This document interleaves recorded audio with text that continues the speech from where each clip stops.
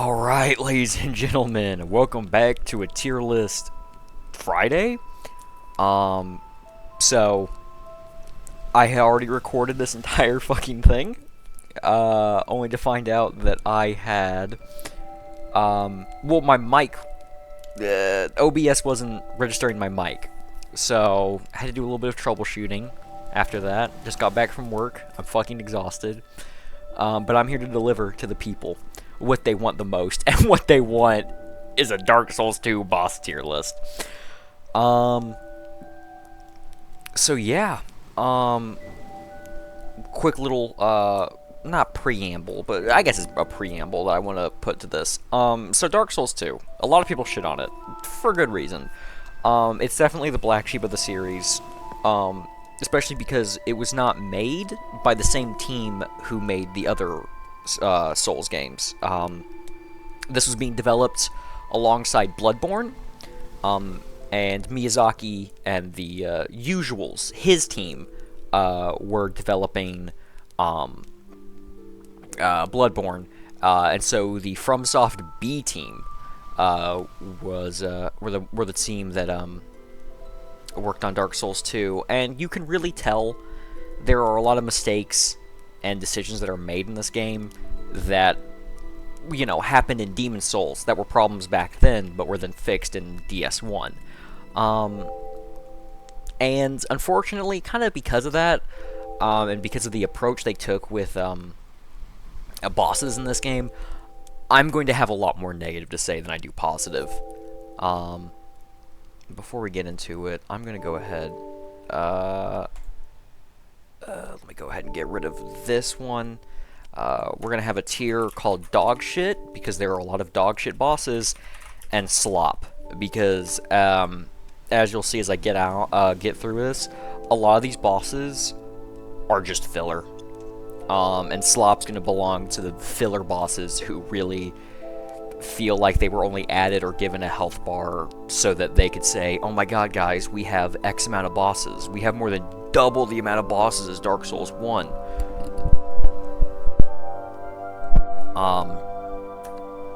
But, yeah, without further ado, let's get right into it. And we'll start off with the first boss, the Last Giant. The Last Giant, is a C tier. He's bordering on Slop. So the problem with the Last Giant is that he is piss easy. Like, you could teach your mother to beat the Last Giant. Like, if I gave you 5 minutes to familiarize yourself with the mechanics and controls of Dark Souls 2, you would beat the Last Giant on your first try. Like, no coaching necessary. So, the Last Giant, he's a giant. Duh. The issue is that he is so fucking big, you can't even see what's going on half the time. Like, you only see, like, his, like, from his knees down for, like, most of the fight, if you're a melee build. And for that entire fight, you just smack at his ankles, and he only really has 2 attacks you're gonna see. He's gonna have a stomp that he gives you a 2 weeks notice for, and a little, if you're directly in front of him, he'll, like, swipe down with his hands. Both of which are painfully slow, so easily avoidable. And I mentioned for Dark Souls 1 and 3, the tutorial bosses for them, Asylum Demon and Eudex Gundyr respectively, they do a great job as a tutorial boss. They show you what to expect with bosses. They teach you a lot of valuable lessons, I think. The Last Giant does not. He does none of that. And for that, he gets a C tier. And for context, if I put a Dark Souls 2 boss in C tier, that is bad. That is not a good fight. Like a Dark Souls 3 C tier is like a Dark Souls 2 S tier. So things are a little skewed. Truthfully, maybe 1 or 2 bosses in this entire game would hit S tier.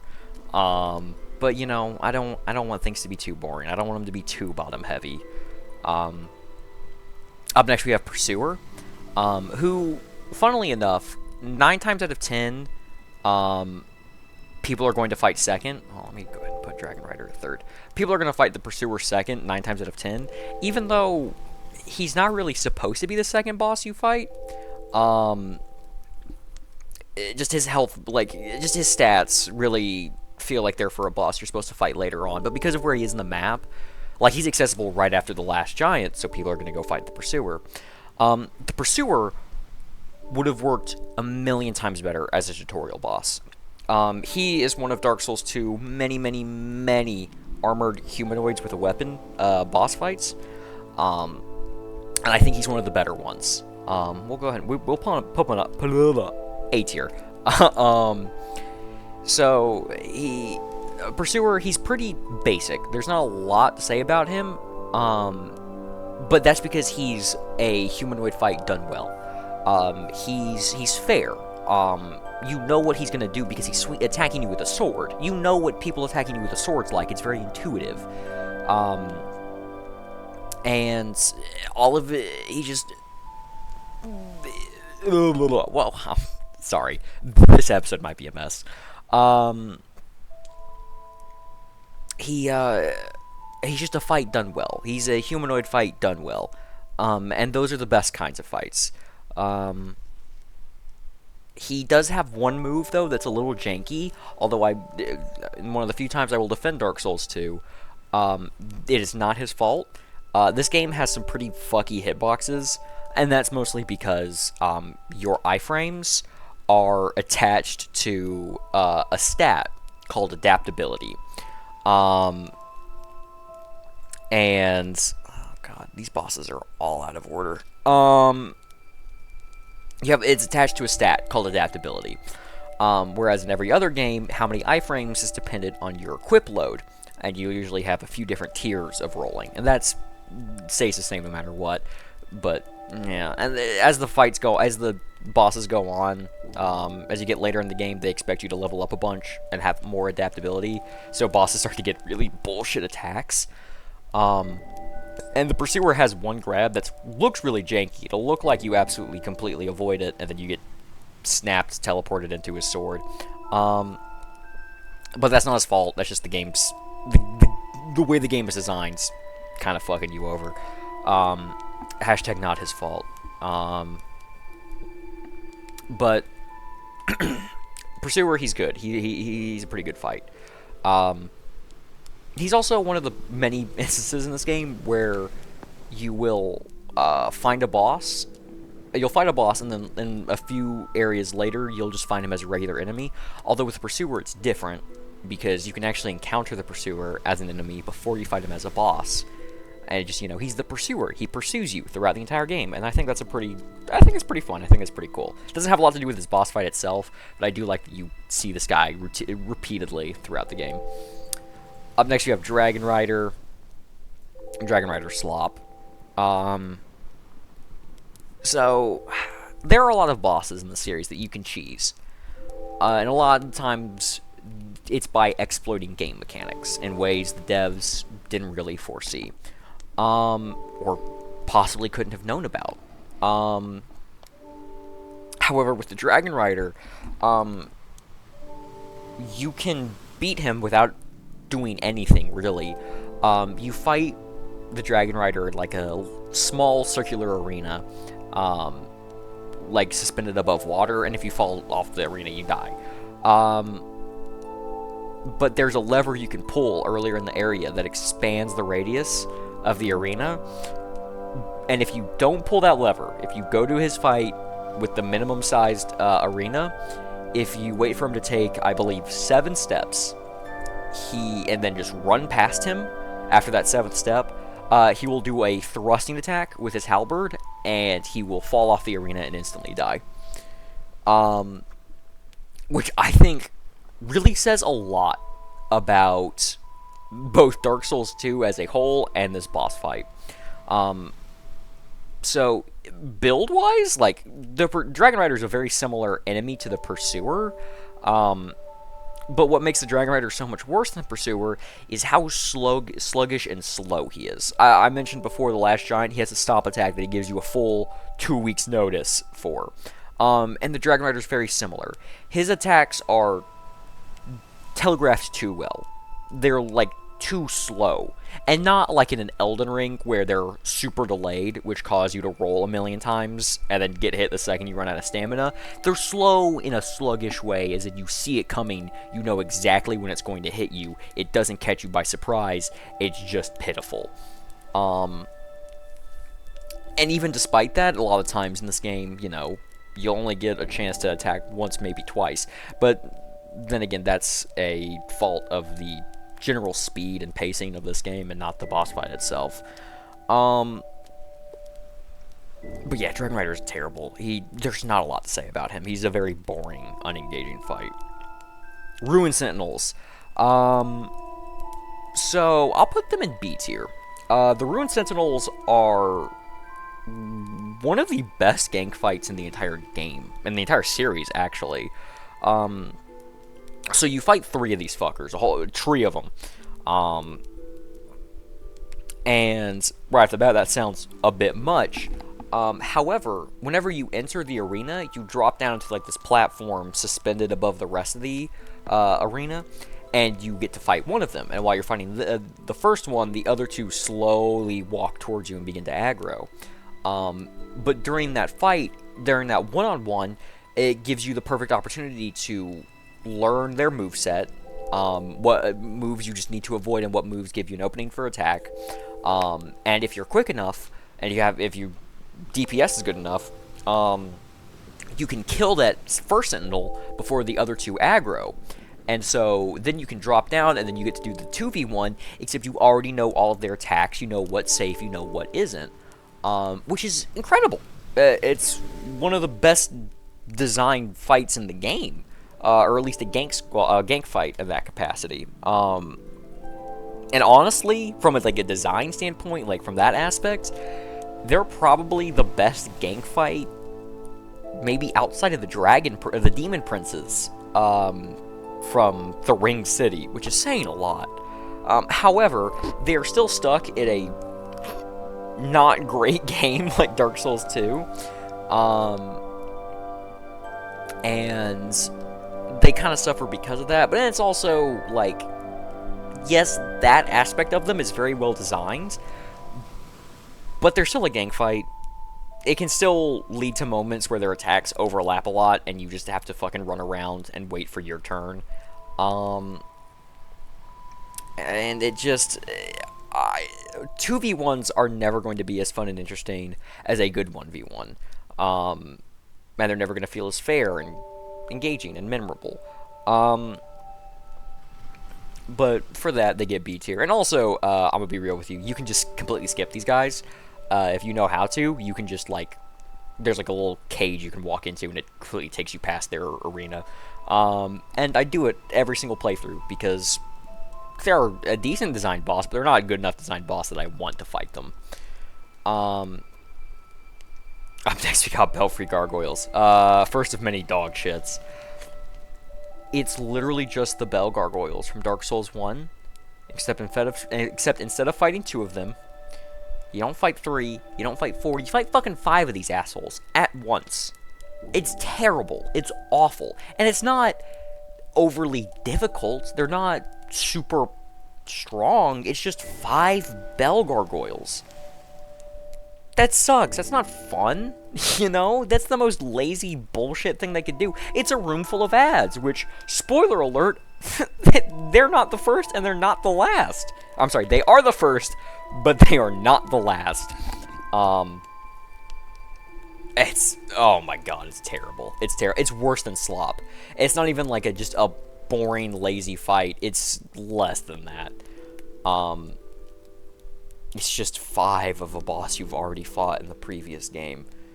But moving on, we're gonna skip the Lost Sinner and Rotten real quick. We're gonna move on to the Old Dragon Slayer, aka fake Ornstein, because that's what it is. It's literally just Ornstein. And he'll go in B tier above Ruin Sentinels, because at the end of the day, it's Ornstein. If you remember, I didn't have a lot of great things to say about Ornstein and Smough. I think they're one of the worst gank fights, because they're a gank fight that isn't really balanced around the fact that it is a gank. Excuse me. But whenever you just get to fight Ornstein one-on-one, that's cool. That's fun. You know, Ornstein's a decently well-designed fight in a vacuum by himself.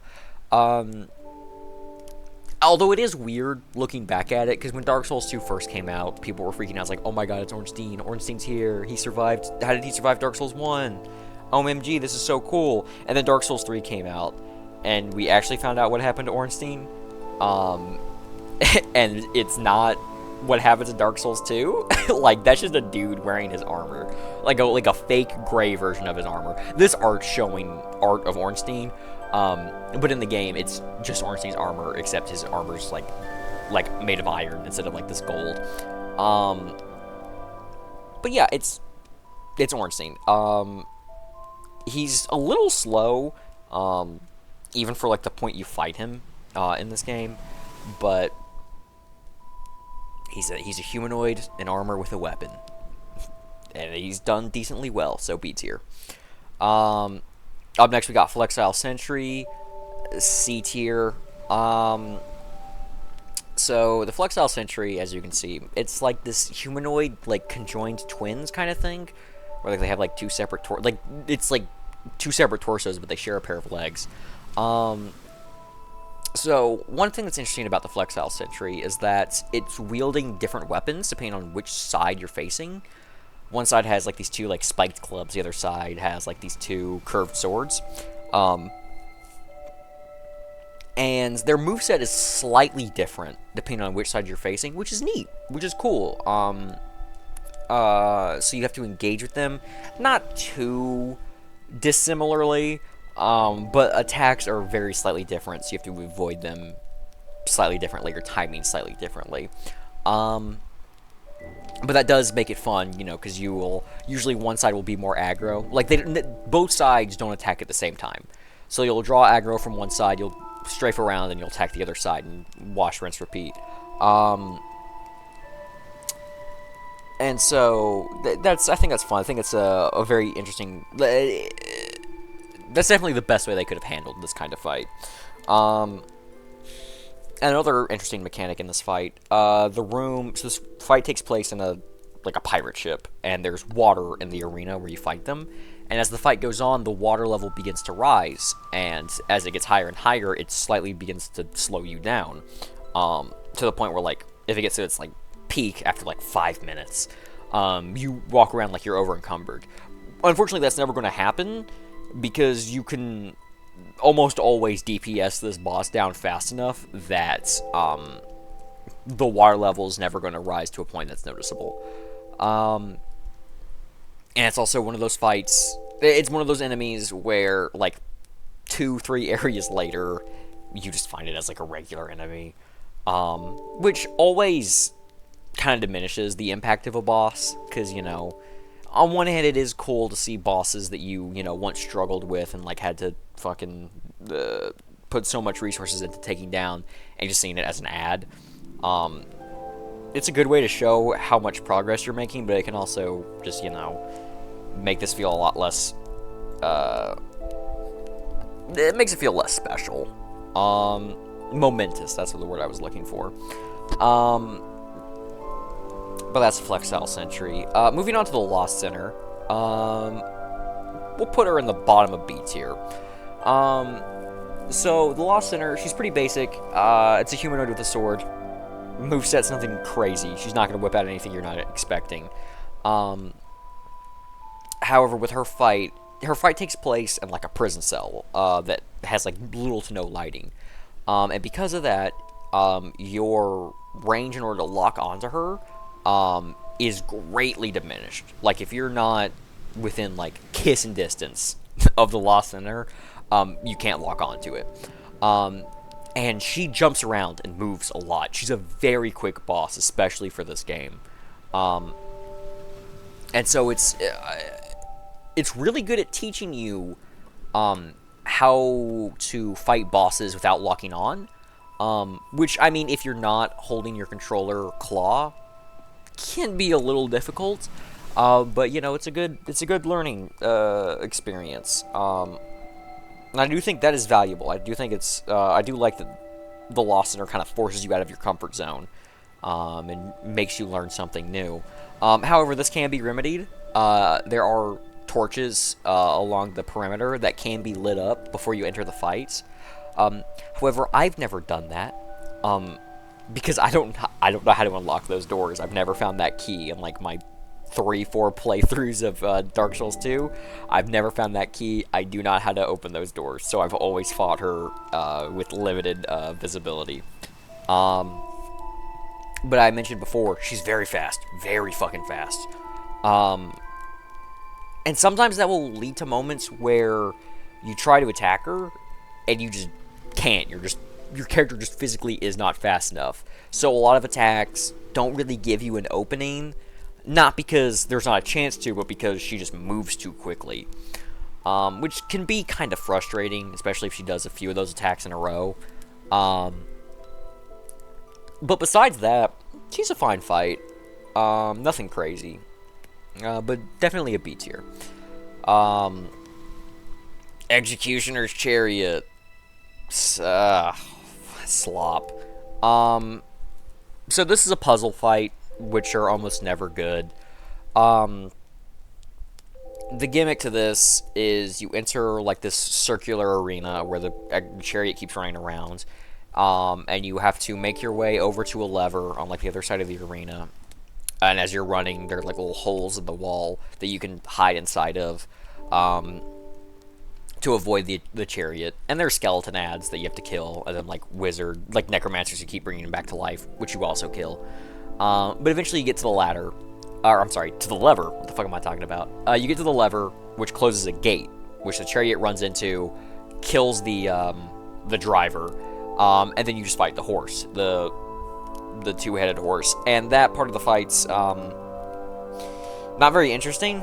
It has like 3 attacks, all of which are very easy to dodge, especially if you're just strafing it. I don't think it has a way to attack you from its side. I think it just like turns around to look at you. Yeah, no, not a ton to say. It's very uninteresting. I mean, and like it's one of the many instances. Like you just find like an executioner chariot, like the horse, just in Castle Drangleic, like a much smaller version of it. And even in that instance, it's not hard. Like I said, it has 2 attacks. But yeah, it's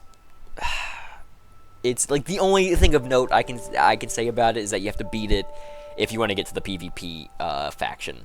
I'm sorry, Covenant. The PvP Covenant. Yeah, no, slop. Skeleton Lords, slop. I talked about them, I believe 2 weeks ago in the skeleton tier list. And as skeletons, they're cool, they're neat, but as a boss fight, they suck. So you walk into the arena, and you see these 3 giant skeleton necromancer lords, and they don't, like, they can shoot, like, fireballs at you, which there are pillars in the arena that you can easily avoid them with. But the main thing with this fight is that anytime you kill a skeleton lord, when they die, they summon they summon a horde of skeletons. One summons like a bunch of weak pissant skeletons. Second one summons a few more, like a few powerful armored skeletons, and then the third one summons bone wheel skeletons, who are still pretty terrifying, but they're not quite as awful as their Dark Souls 1 versions, which will kill you if you so much as fucking, you know, accidentally brush your arm against them. And like that's it. Like you can, like, and like the skeleton lords, it's not like in that order every single time. Like I think the one on the left is like the horde, the one in the middle is the armored ones, and the one on the right are the bone wheel skeletons. So you can like choose in what order you want to fight the 3 skeleton hordes, but like that's it. That's the only way you can make this fight interesting for yourself. Because at the end of the day, you're fighting 3 slightly powerful ads followed by a bunch of just ads. It's a room full of ads. It's just a boss fight full of ads. And that's the definition of slop. The only reason why they're not going in dog shit instead is because they're a bunch of cool badass skeletons, and honestly that does a lot for me. If you disagree with me, fuck you, make your own tier list. But yeah, that's Skeleton Lords. Oh man, Covetous Demon. Holy shit. So I think the only boss in the entire series easier than the Covetous Demon is the True King Allant, I believe it's his name, from Demon Souls, which is a boss that can't fight back. This big Jabba the Hutt motherfucker, you literally have to force yourself to get hit by him. You have to just drop your controller or zone out or just, you know, do something to let him hit you. You know, there's the joke about the Pinwheel Club, where if you die to Pinwheel in Dark Souls 1, you join this prestigious club. Dying to Covetous Demon doesn't even award you that. If you die to Covetous Demon, Steam should just refund your game. Like, not even refund you. It should just remove Dark Souls 2 from your Steam library, but not give you your money back. Because, what the fuck?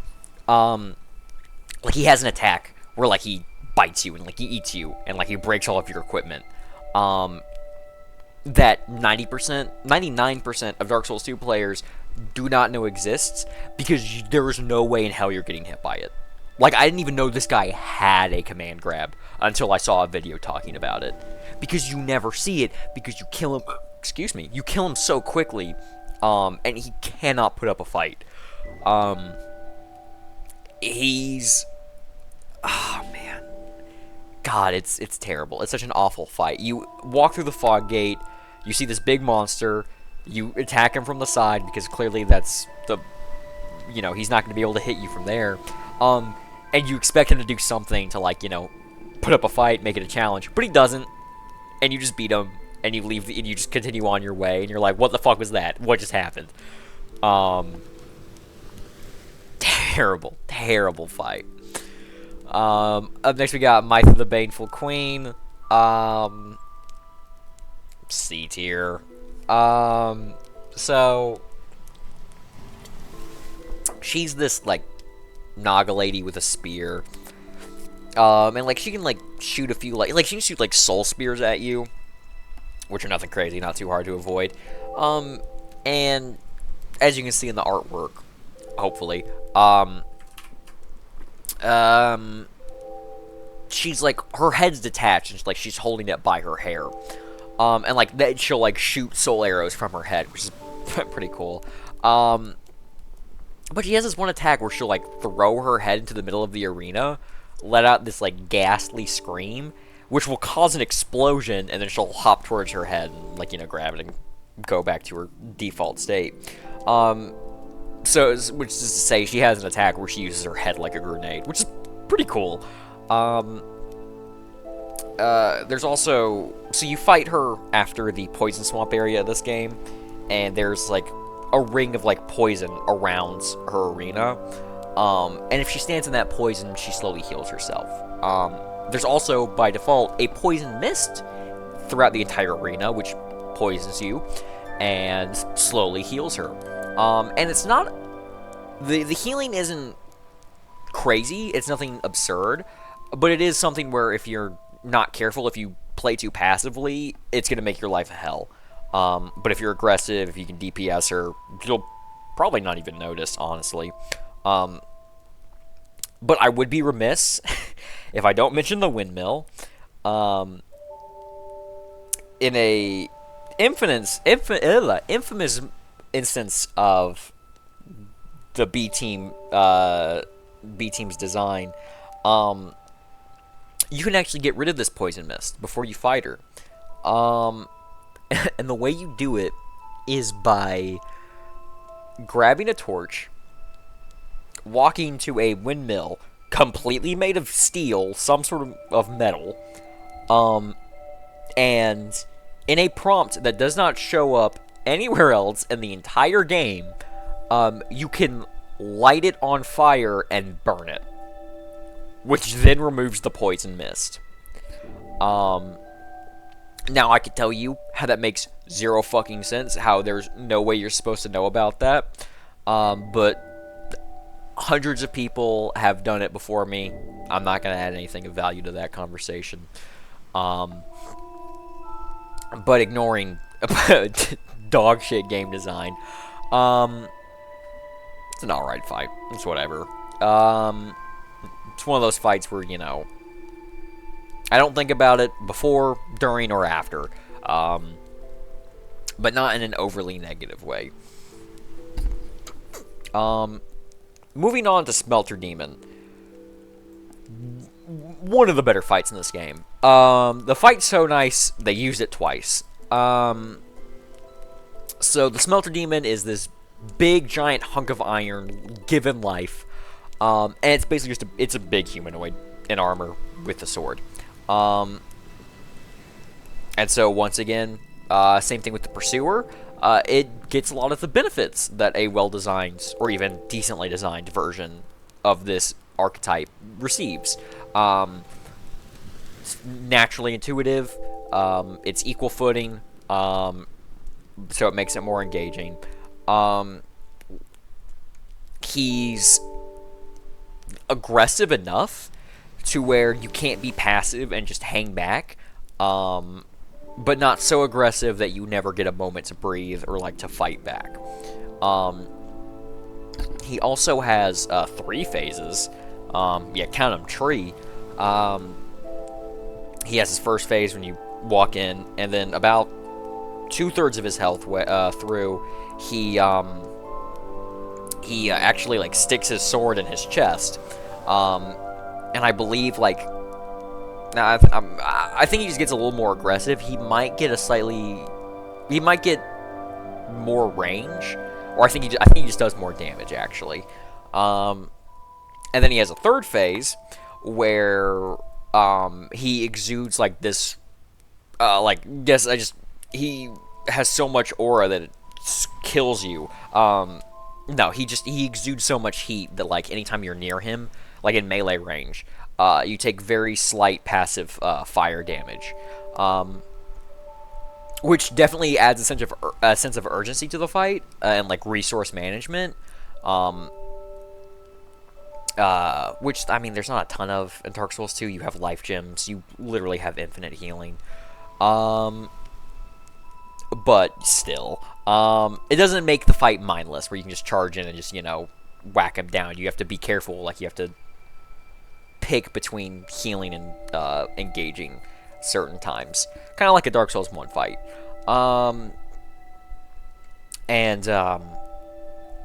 Yeah, it's pretty good. I think like in his 2nd or his 3rd phase, he like unlocked an attack where he lifts his sword up and slams it down, and like when he's doing that, like his sword the range gets greatly extended by like a bunch of flames.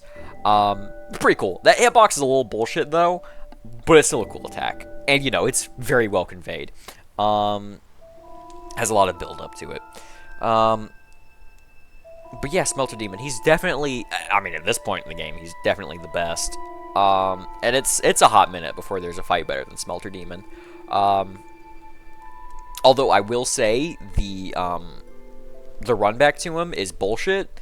You have to go through, like, well, if you're, there's in Scholar of the First version, you have to go through, like, 12, 15 Alon Knights, and a guaranteed NPC invader who never goes away. If you want to talk about runbacks, Smelter Demon might have the worst runback in the entire series.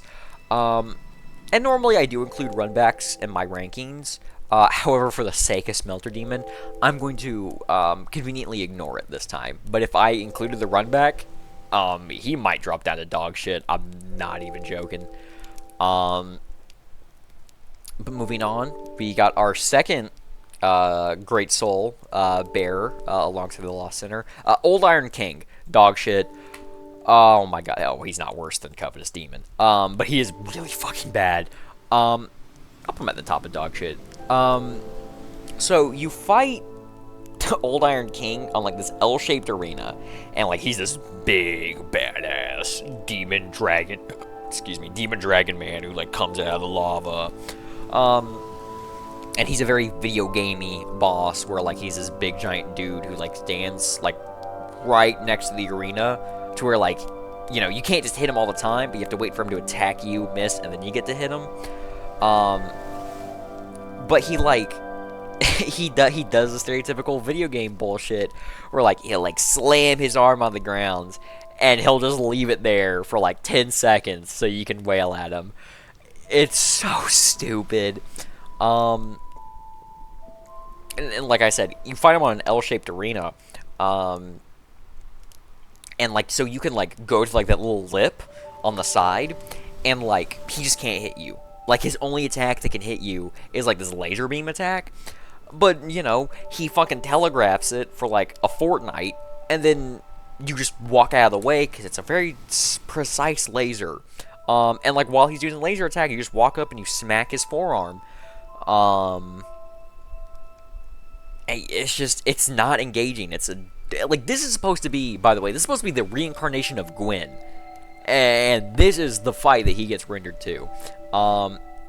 But the main reason why he's in dog shit and not just slop, on the back wall of the arena, there's a tiny enough that you shouldn't have to worry about it, but big enough that it feels like it gets you more than it should, is a tiny little hole that you can fall down and instantly die because there's nothing but lava.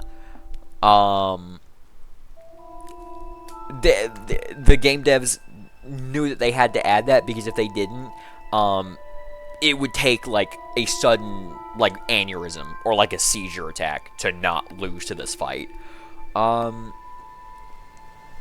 You're like literally that during that fight, you have to be more mindful of that gap in the back than you are of what the old Iron King is actually doing. And that should never be the case. You should never have to worry about the environment more than the boss fight itself. Moving on. We got another dog shit fight. The Royal Rat Vanguard. So this is the first fight in the entire Souls series, where the bonfire is directly outside the fog gate. Because they knew this fight was dog shit. And they knew that if you somehow died to it, you did not want to have to go through the whole area again just to deal with this bullshit. I mentioned Belfry Gargoyles and Skeleton Lords. They're just ads. It's just a room full of ads. The Royal Rat Vanguard, you walk in, it's literally nothing but a room filled with rats. You go full, you know, Blipply control on them. You kill them, light them on fire, smash them with hammers, fucking shoot them. And if you kill about like 20, 15 or so, one with a mohawk spawns in, who you can spot from a mile fucking away. You rush it down, it has barely more health than a regular rat, and the second you kill it, it's over. The boss fight's done.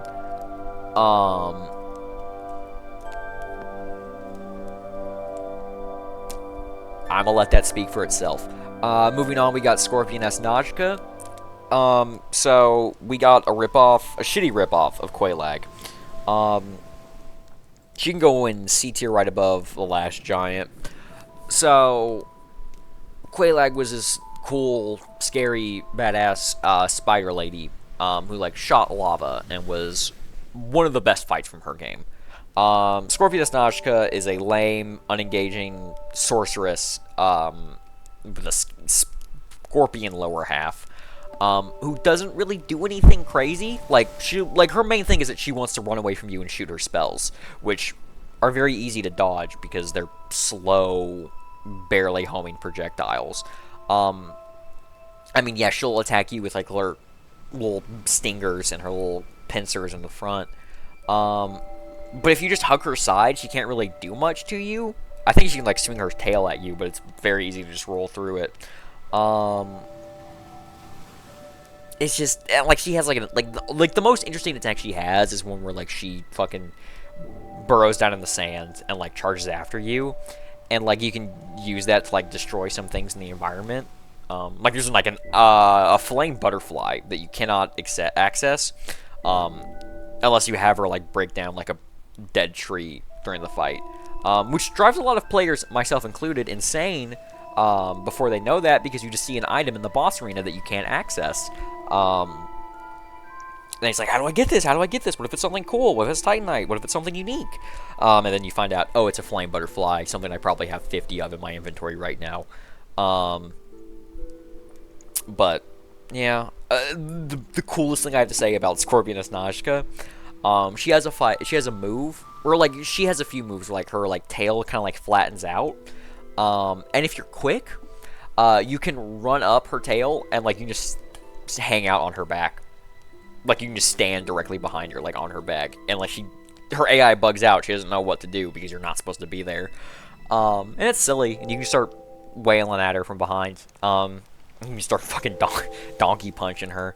But, I mean, yeah, it says a lot. The most interesting, I think, the most interesting thing about the boss is that you can do something the game devs didn't think you should be able to, and you can bug out the fight. Moving on. Royal Rat Authority. Oh, man. God, I don't know which one to put above.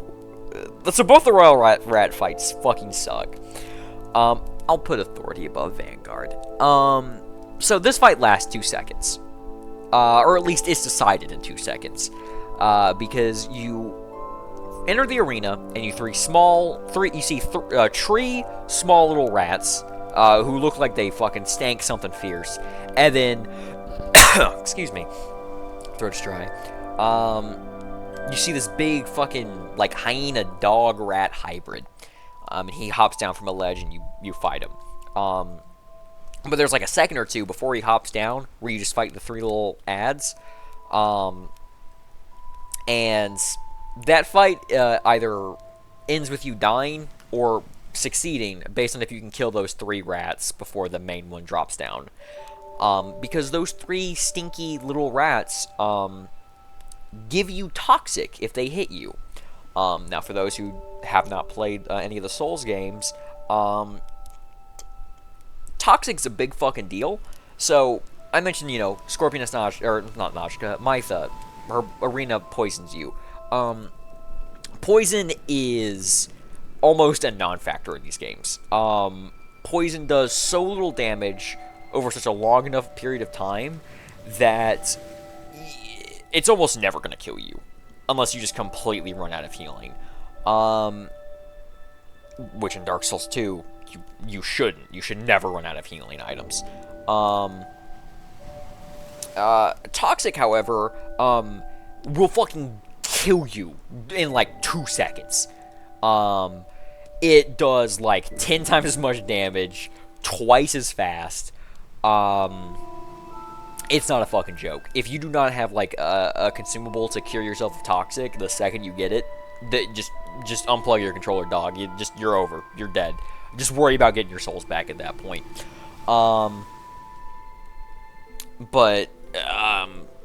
So obviously you gotta take out those 3 little rats before they, you know, just fucking give you AIDS. And if you kill them, then the Royal Rat Authority's a fucking pushover. It's like, it copies a lot of moves from Sif, except it doesn't have her sword. So like the main thing that made Sif like an engaging, challenging boss, it does not have. So it's just like this big fucking rat that you just smack its ankles and it drops dead. Yeah, it's not good.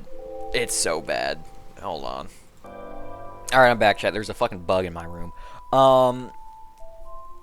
Yeah, Royal Rat Authority. Fucking sucks. Man, we're getting nothing but shitters right now. Prowling Magus and the Congregation. You want to talk about a boss that's just a room full of ads.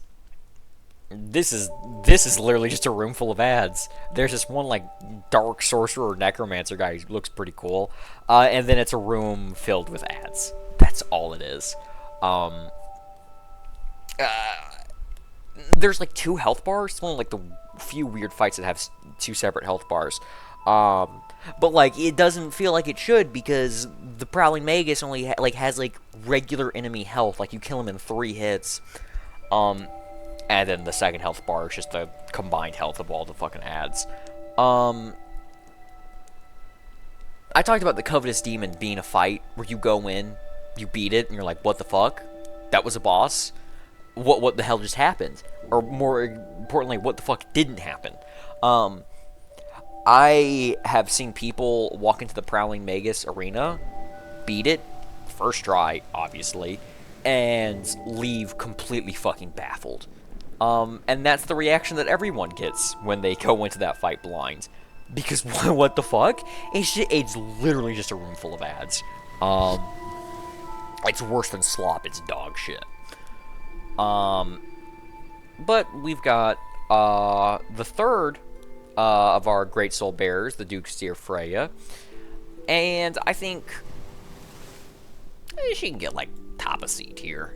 So negatives. Big scary spider. I don't like that. But so the Duke's Dear Freya is very similar to the Flexile Sentry, where the main gimmick is that you're going to be swapping from side to side, because it's and the Duke's Dear Freya, she's like mirrored down the middle, and like she has these two gross, disgusting, evil, awful spider heads. And she can only, like, her main attacks come from those heads. Like, obviously, like, she has, like, these, like, she has, like, a gorillion fucking spider legs that, like, she can use to, like, stomp on you and stuff. But her main challenging, like, imposing attacks come from her heads. And obviously, you don't want to fight her when her big, scary attacks are coming from her head. So you swap to the other side and fight her other head. And you just kind of do that over and over again. Now, if that was just the fight, that would suck. That would be kind of boring.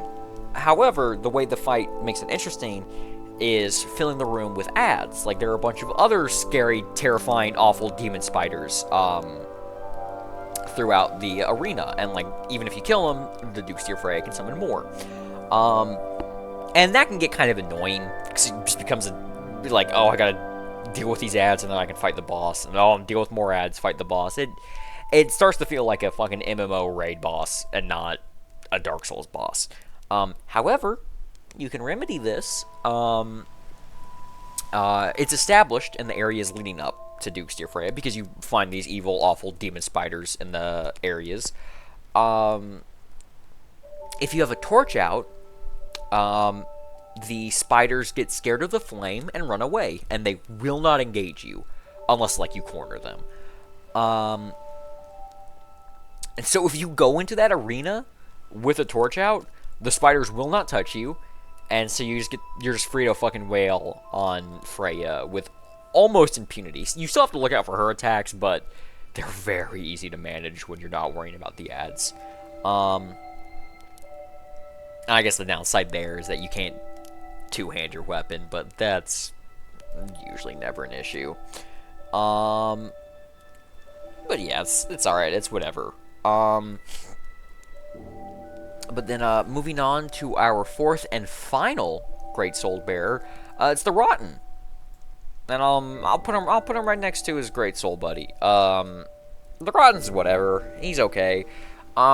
So, you fight the Rotten after the game's second Poison Swamp area. I'm not even shitting you, there's two.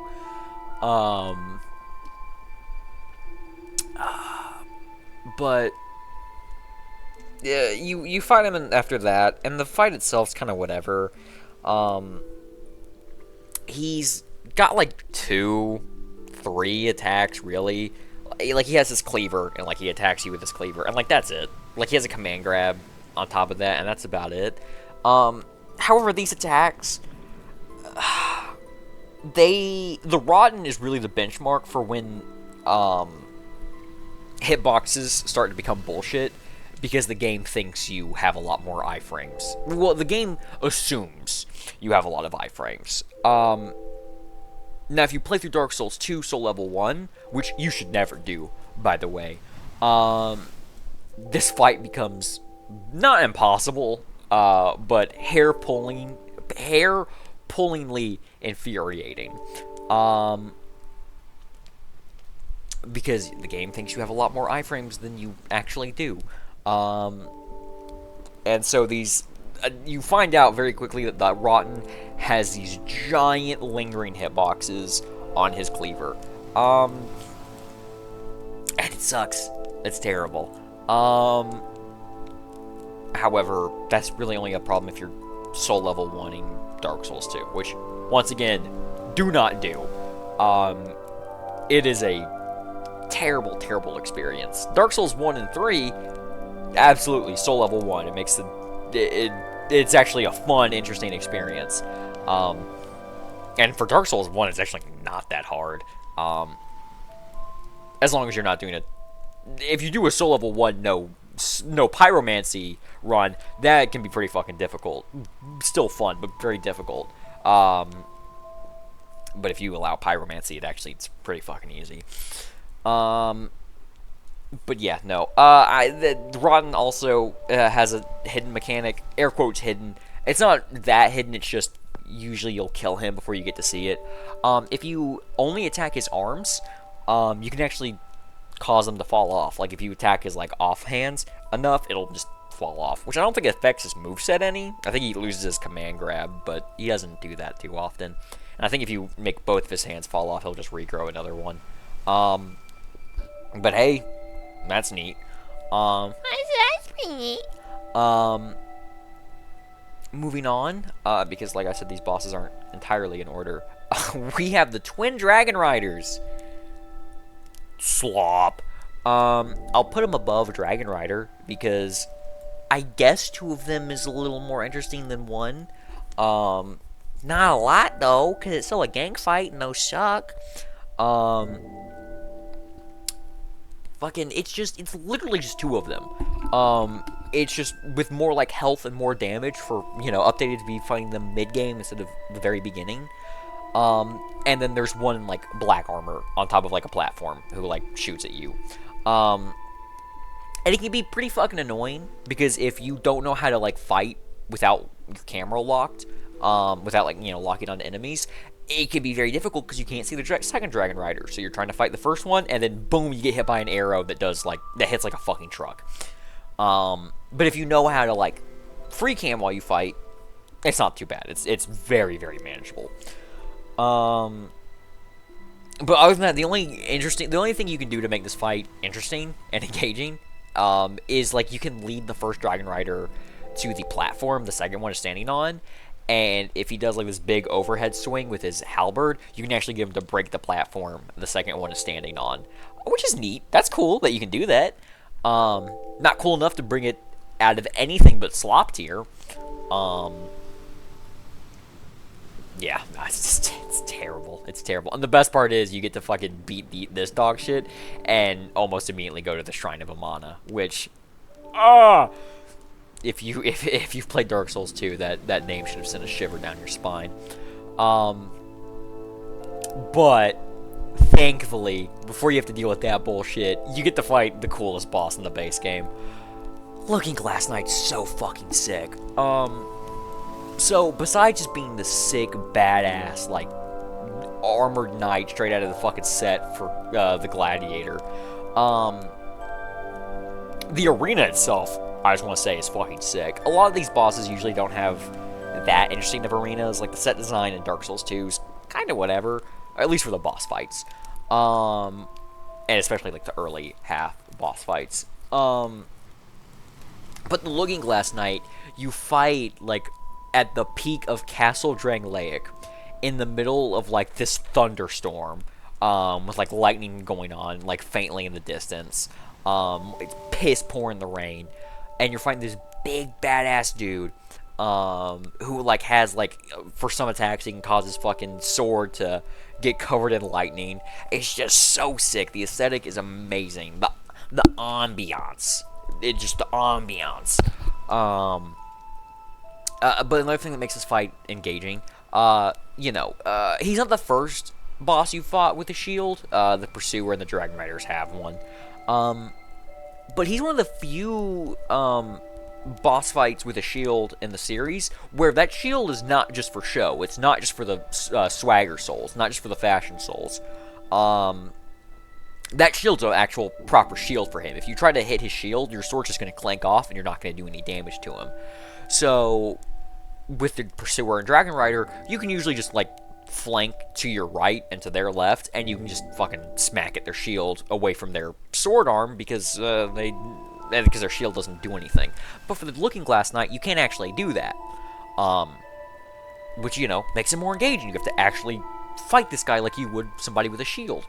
But by far, the coolest thing about this boss, halfway through, he plants his shield on the grounds. You see, like, the reflection beating against the mirror on it, and it pops out. And it's a reflection of you, and for a brief moment, you have to fight a reflection of your own character and the Looking Glass Knight.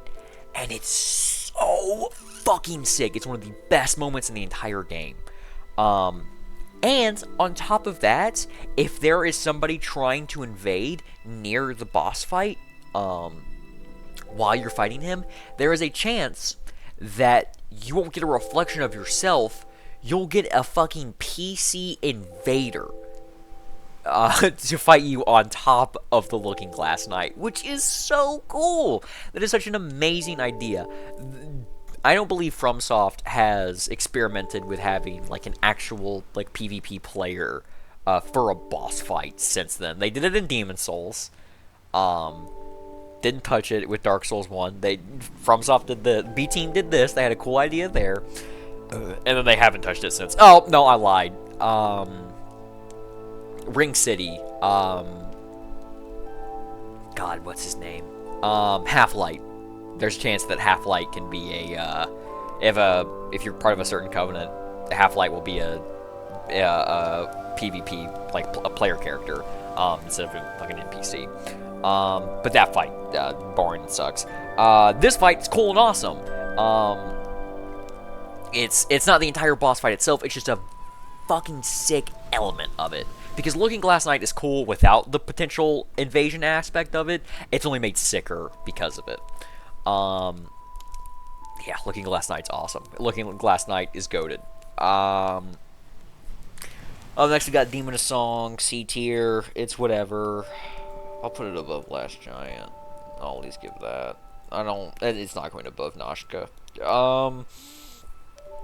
So, this is one of those fights where the game can kind of... You don't have to pick and choose. It's just that you don't get a ton of opportunities to fight back. Because its whole gimmick is that it's like this weird frog demon, and it's covered in like this big, thick, like calloused skin that you can't damage. But for certain attacks, like its hands will shoot out of its mouth and it'll like pull it up, because all of its like attacks mostly come from its face, like it's like spell attacks. And you can damage the hands and the face. That's like weak, soft, vulnerable, fleshy bits. But you can only attack during that. It's like whatever. It's just it gets boring. It can get very boring because there can be moments where like that face won't pop out, and you just it refuses to hit you with the face card, and you just get to stand there and just like wait for your turn. And your opportunities are very small. Like the window isn't very big. It's whatever. It's a boss fight. Up next up we got Velstadt, who's an easy A tier. Easy A tier. Velstadt's great. A large humanoid done proper. He's got this really sick weapon where it's like this giant like warhammer, but it has like a bell in it, and like he'll like use that like bell to like cast miracles with. Because a lot of times the starting talisman for miracles, it's a small little chime, and Velstadt casts miracles. But what he'll do is he'll like take a knee and he'll like fucking shake his like giant warhammer bell from side to side. It's so cool. But he's an honest, hard-working, blue-collared soldier of the Lord. But no, he's a Hold on, give me a second. Excuse me. He's a humanoid fight done right. One thing I will say about him, his attacks, you have to give him, you have to really respect his weapon swings. That man's got like a proper 270-degree swing with his warhammer. If you're not directly behind him, that shit will clip you and it will hit you. Which isn't necessarily a bad thing. But he has a mechanic similar to Artorias, where he'll buff himself after a certain amount of time, or after you deal a certain amount of damage. Well, unlike Artorias, you can't, try and deal enough poise damage to knock him out of the buff. Velsat, he's gonna buff no matter what. He's not bothered by your dollar store pepper spray. But what you can do is it just gives you a perfect opportunity to just run in, deal a shit ton of damage, because after he does that buff, he deals a lot more damage. He gets a few new attacks, and I think he gets the ability to he might have like a ranged miracle attack you gotta watch out for after that, and he gets more aggressive. It's like a proper phase 2. But, it's always nice when the game gives you an opportunity to, get your lick in, while they're buffing. It makes the second, more difficult phase a lot more manageable. Velasat's awesome. His lore's awesome, with, him being, the king's most loyal knight, and, sticking with him until literally the very end. Following the king to his final resting place and standing guard over it. So cool, so sick. I'm not gonna get to King Vendrick just yet, because you'd be crazy to fight him immediately after Velstadt. But up next we got the Guardian Dragon, Slop. It's so you fight it in this giant bird cage. And this fight really has the potential to just you getting to wait for your turn to fight, because the Guardian Dragon just fly around and cling to the sides and shoot fireballs at you. And if he doesn't want to let you attack him, he's not going to let you, and that's not fun. The pace. The player should always be able to dictate the pace of a fight. They should be able to determine if this is going to be a slow, long, dragged out brawl, or if you're just gonna throw yourself at them and you're just gonna keep doing that over and over again until they're the one who drops instead of you. Guardian Dragon does not let you do that. You get to fucking just sit around and wait for his turn. You get to wait for your turn on the Xbox, really, and that sucks. You should never have to deal with that with a fight. And for a dragon fight, it's very boring. It's very uninteresting. I don't even know if you deal extra damage if you hit him in the head, which might be the greatest sin. I talked about it in the other dragon boss fights. It's more fun and it's more interesting whenever you deal more damage when you hit a dragon in the head, and you should be able to hit that dragon in the head. That's what makes Midir my favorite fight in the entire series. But the Guardian Dragon, I don't even know if it does that. Oh lord, did the music stop? The music stopped. Hold on. There we go. But yeah, it's a boring, shitty fight with a dragon that's not even technically a dragon. He's a fucked up experiment of Aldia's. He's not actually a dragon. Guardian Dragon? That's a lie. Up next we can talk about the Ancient Dragon, I guess. Full disclosure, Ancient Dragon and Ludenzahlen are the only boss fights in this game that I have not done. And I don't know, maybe one of these days I'll fight Ancient Dragon. You cannot force me to fight Ludenzahlen. So the problem with Ancient Dragon, it's this big, just gargantuan fuck-off dragon. Probably the biggest dragon. He's definitely the biggest dragon you fight until, Midir. He might even be bigger than that, actually. No, he's not bigger than Midir. But he's this huge, imposing dragon. Who doesn't have any interesting fight, like, attacks. Like, he'll, like, stomp with his big old fucking stompers. And, like, he'll, like, breathe fire down beneath him. That's about it.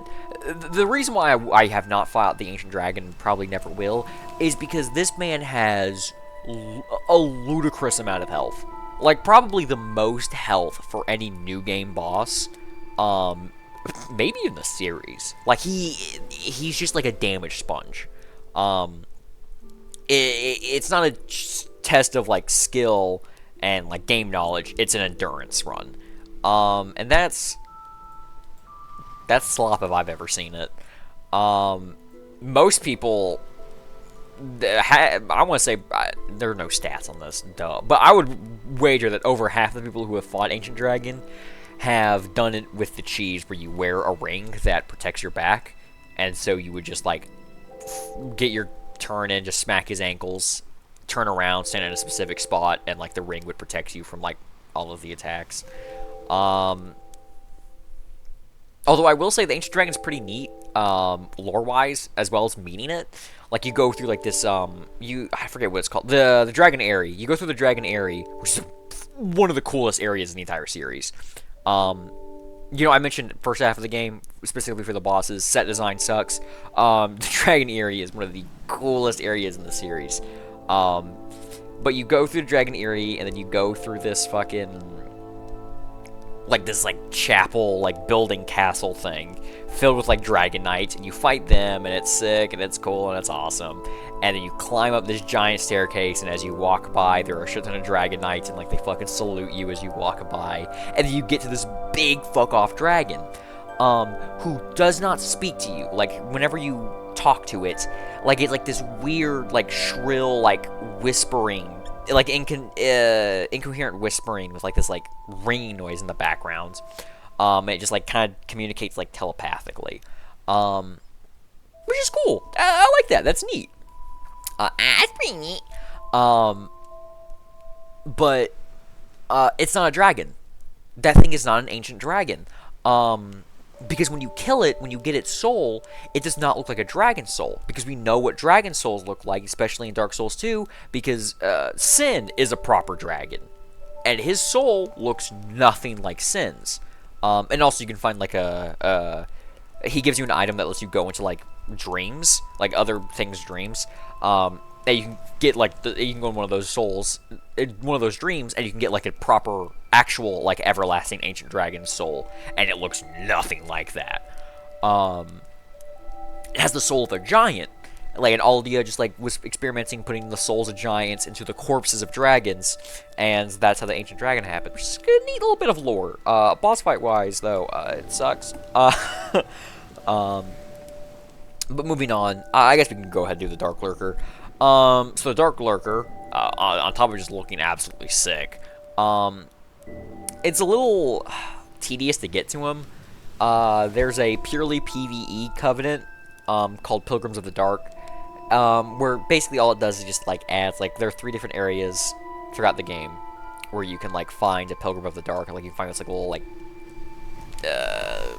sigil thing, like this little altar, and you can go through this small little area. It's whatever. It's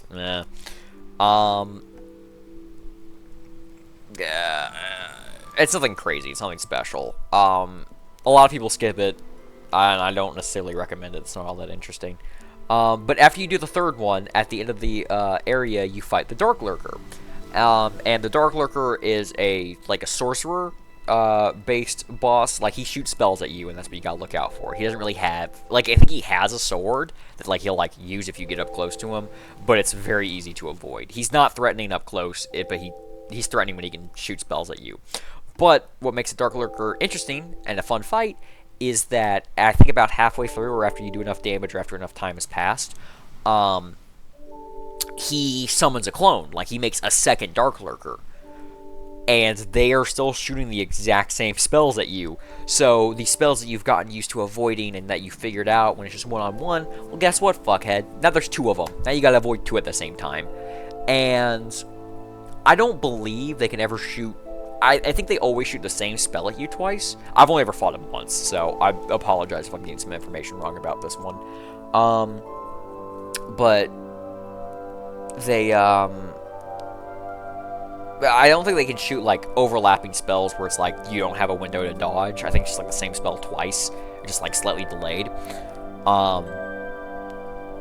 But yeah, I think it's cool. Right off the bat, his aesthetic is fucking sick. He's definitely, arguably, I want to say, like, top 3 coolest looking boss in this game. It's probably, the top 4 is definitely Dark Lurker, Skeleton Lords, Fume Knight, and Looking Glass Knight. Yeah, Dark Lurker, he's cool, he's sick. I'll put him above Lost Dancer. Yeah, that looks good. Next we got the Giant Lord, who, is, fun fact, the last giant. He's the last giant, before he got imprisoned and became this little punk. Although he's hardly a better fight. He didn't exactly lose all too many steps. It's kind of the same problem as, the last giant. He's really big. All you can see are his feet, and he still stomps, except instead of giving you a 2 weeks notice, you can tell that there's something off, but you don't know when he's gonna quit, but when he does quit, it doesn't surprise you. So they're still really easy to plan around. They're not hard to avoid. Like, he has, like, a few attacks with a sword, but it's kind of like the same thing where, like, he'll, like, swing it if, like, you're directly in front of him, but you shouldn't be. You should be, like, to his side, smacking his ankle. Yeah, not a very hard fight. In fact, he's a really good spot. He's a really good boss to farm souls off of, because Dark Souls 2 is, like, one of, like, is the only game in the series where, like, you can, like,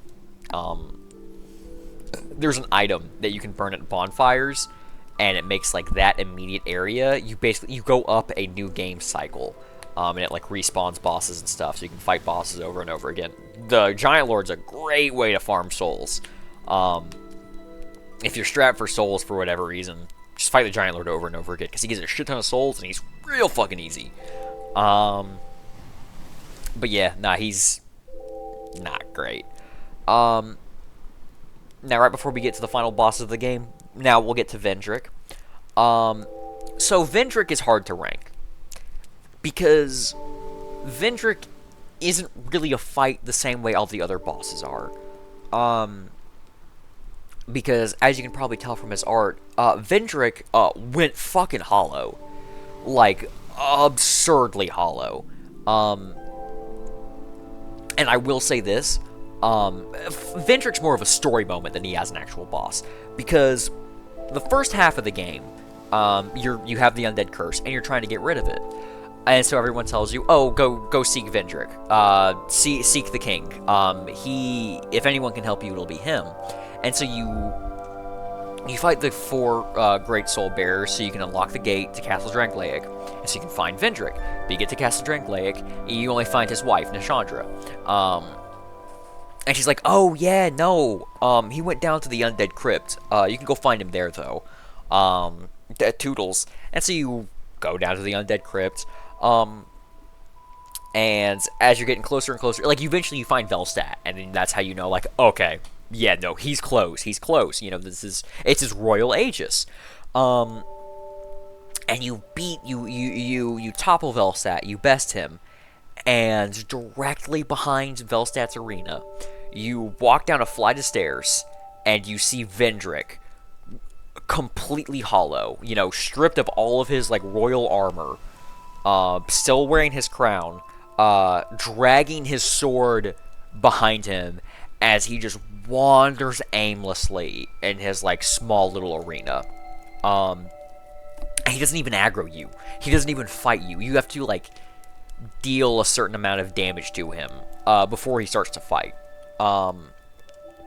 And, you know, it's kind of a repeat of what happens with Gwyn in Dark Souls 1, where throughout the entire game you keep hearing about Gwyn. Lord Gwyn. Gwyn was this badass. Gwyn was the coolest. He was the best. He ushered in this Age of Fire, which you're probably, you know, based on, like, you know, the amount of people who get the achievements, that you're probably fighting to, you know, resume. Um, and so you hear about him all this, like you hear him hyped up as much as anybody could possibly be hyped up, and you get to the end. You get to the end of the game, and you find him in his arena, and he's so hollowed that he just attacks you the second he sees you, like he's a husk of what he used to be. And it's a very powerful moment for most people. I played the games in reverse order, so by the time I got to Gwyn, like I went into that game knowing that Gwyn was a piece of shit, and he technically doomed the world by doing what he did. Spoilers! I've probably already talked about that. But I think Vendrick is not only a more profound version of that exact same moment, but it's also, you know, it doesn't get lessened with the future games, because, you know, Dark Souls 2 hints at it that, like, oh, maybe Gwyn didn't do a great thing. Maybe Gwyn kind of fucked up by sacrificing himself to the flame.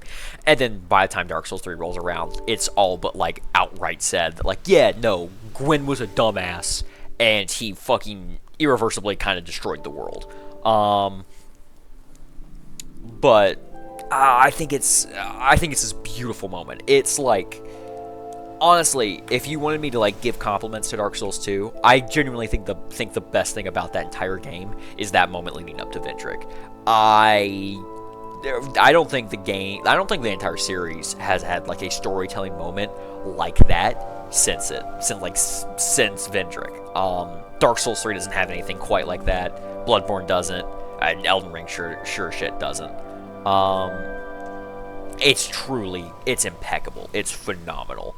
And so because of that, you know, the boss fight, it's supposed to show that, like, Vendrick's gone. He's done. You're not fighting the great king of Drangleic who conquered and unified this land and led it to its golden age. You're fighting a husk of a husk. Like, he has, like, 3 attacks. The third one, 90% of players don't even know exists. Like, if you run away from him enough, like, he'll shoot, like, this orb of dark at you, and it hits like a fucking nuclear bomb. But you never see it because he just normally has, like, his 2 different variations of his swing, which are very easy to avoid, and they're supposed to be. It's supposed to feel like you're beating up an old man, because that's what you are. And so, as a fight, it's boring and uninteresting, because it's supposed to be. But that doesn't mean it's not boring or uninteresting. But I'll put him in C tier, because he's not slop. He isn't. He's not that Dark Souls 2, you know, flavor of slop. He would have been like this in any other game. And, you know, that's not a bad thing, but it's also not a good thing. Although I will say, the reason why he's, like, at the bottom of C tier, this dude has too much health. The gimmick with Vendrick is that he starts off with, like, 64 times his normal health. But, as I mentioned, the Ancient Dragon, he gives you an item that lets you go into, like, the dreams of, like, dead things. And throughout the area, you can find, like, dead giants, because giants turn into trees when they die, which is pretty cool. But you can go into their dreams, and you can find, like, the souls of, like, ancient dragons. Or, I'm sorry, the souls of ancient giants. Like the kind you find if you kill the ancient dragon. And every giant soul you get halves Vendrick's health and defense. So if you get all 5, he has his normal health, and he's a pushover. But if you wanted to, you could fight him with 64 times his health and defense. It's gonna take you like 20 minutes, but you could. But it's a bit ridiculous. But moving on, after Vendrick, we get the 3 final bosses of the game. First is the Throne Watcher and Defender. And I think they're definitely an A tier. I'll put them right below Velstadt, though. So, it's a duo fight. It's technically a gang fight, but it's one of the better ones in the series. Usually, they'll kind of switch between who's more aggressive. They won't both charge you at the same time. Sometimes they do. That sucks. But they don't usually rush you at the same time. So you get an opportunity to deal with deal with them one at a time. And you know, right when you get them to about like a little less than half their health, they buff, like they basically coat their, like they buff their weapons, like they're using like a spell or covering it in a resin. And when they do that, they hit real fucking hard. But what makes this fight so interesting is whenever you down either the Watcher or the Defender, you have about 20-30 seconds to kill the other one. Because if you don't, they will run over to where the other one fell, and they will revive them. I don't think they bring them back at 100% health. I think it's around 70%. But it's still, like, that's still a lot. That's something you want to let happen.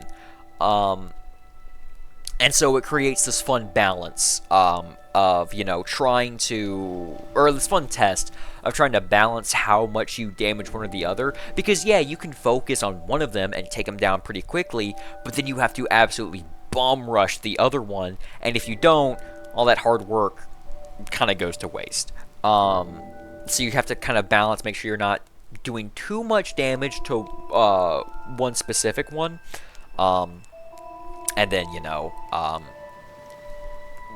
knocking one of them down and then finishing off the other one. It's cool. It's fun. It's kind of, it's not too dissimilar to like the Twin Princes from Dark Souls 3. Except maybe mechanically speaking, this idea is a little more interesting, but Twin Princess fight's a million times better than this one. But that's because it's in a much better game. But yeah, it's a tough fight. It's still one that, like, you know, that I can give me some troubles whenever I go back to play Dark Souls 2. Especially if, you know, I don't fight them well before I deal with the final two bosses. Which are Nishandra and Aldia. Nishandra sucks. Slop. She's slop. I hate to break it to you guys. The final boss is slop. She's pitifully easy. Like, she doesn't have any attacks that are threatening or deal a lot of damage. Like, she has like this cool badass scythe that's super easy to dodge. Like, sometimes she'll shoot like a laser beam at you that you have to let hit you. The one thing she does though that can kind of make the fight a little annoying is like she summons like these orbs of darkness around her, which will do a surprising amount of damage to you if you linger around them. But they also give you curse, which, I mean, in Dark Souls 1 and 3, if it fills up, it instantly kills you. But with Dark Souls 2, if you get cursed, you just hollow by a level, which, man, that was such a cool, fun, interesting mechanic. Hollowing in Dark Souls 2 decreases your maximum health, like your maximum health bar like slowly diminishes.